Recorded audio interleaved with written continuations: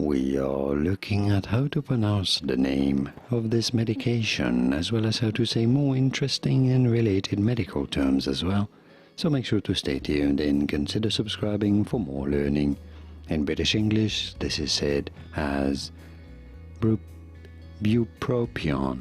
Bupropion. Yes, it is a mouthful.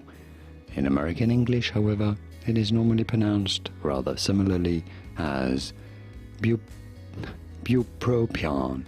Bupropion in American English versus bupropion in British English. And now you know it all despite my hesitations. Bupropion. And now you know. Your turn now to say it. Here are more videos on how to pronounce more interesting words and names whose pronunciations aren't always obvious. I'll see you there to learn more. Thanks for watching.